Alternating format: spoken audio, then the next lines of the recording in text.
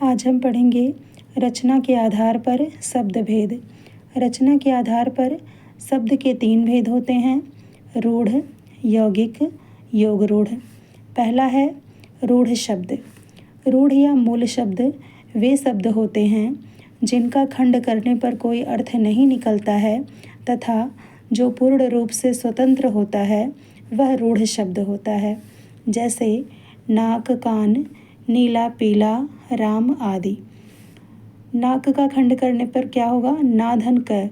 न तो ना का कोई अर्थ होता है और न ही क का कोई अर्थ होता है, लेकिन ये दोनों शब्द मिल करके एक सार्थक शब्द बनाते हैं नाक। कान का क्या होगा? खंड करने पर देखिए का धन न, तो न तो का कोई अर्थ होता है और न ही न का कोई अर्थ होता है, लेकिन ये दोनों मिल करके एक सार्थक शब्द बनाते हैं कान। नीला, पीला, राम ये सभी सार्थक शब्द हैं, लेकिन जब हम इनका खंड करेंगे तो उसका कोई अर्थ नहीं निकलेगा। तो जो शब्द खंड करने पर कोई अर्थ न निकले उसका, तो वह रूढ़ शब्द होता है। मतलब ऐसे शब्द जिनका खंड करने पर कोई अर्थ नहीं निकलता है तो वह रूढ़ शब्द होता है। दूसरा है यौगिक शब्द। यौगिक शब्द 2 या 2 से अधिक शब्दों के योग से या मेल से बनने वाले सार्थक शब्द होते हैं, उन्हें यौगिक शब्द कहते हैं। जैसे डाकघर, पीलापन, पैनकेक। डाकघर का विच्छेद करने पर मतलब खंड करने पर देखिए क्या होगा? डाक धन घर, पीला धन पन, तो दोनों मिल करके पीलापन एक सार्थक शब्द होगा। तो क्या होगा देखिए, 2 या 2 से मिल करके जब कोई सार्थक शब्द बनता है तो उन्हें यौगिक शब्द कहते हैं।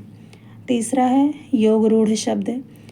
ऐसे शब्द जो 2 या 2 से अधिक शब्दों से मिलकर बने होते हैं परंतु अपने सामान्य अर्थ को त्याग कर एक विशेष अर्थ के लिए प्रसिद्ध होते हैं, वह योग रूढ़ शब्द कहलाते हैं। जैसे लंबोदर, लंबधन उदर अर्थात बड़े पेट वाला यानी कि गणेश जी। पंकज, पंक धन जय अर्थात कीचड़ में उत्पन्न यानी कि कमल आदि। मतलब जो भी बहुब्रीहि समास के शब्द होते हैं वह योग रूढ़ शब्द होते हैं।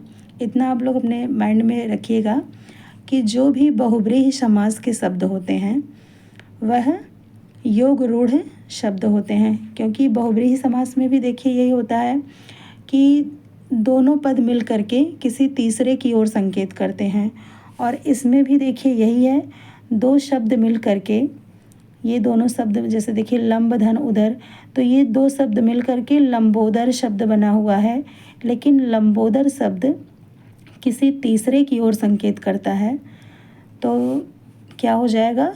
गणेश जी। लंबोदर का अर्थ होता है गणेश जी। तो 2 शब्द मिल करके जब किसी तीसरे शब्द की ओर संकेत करते हैं तो उसे हम योग रूढ़ शब्द कहते हैं।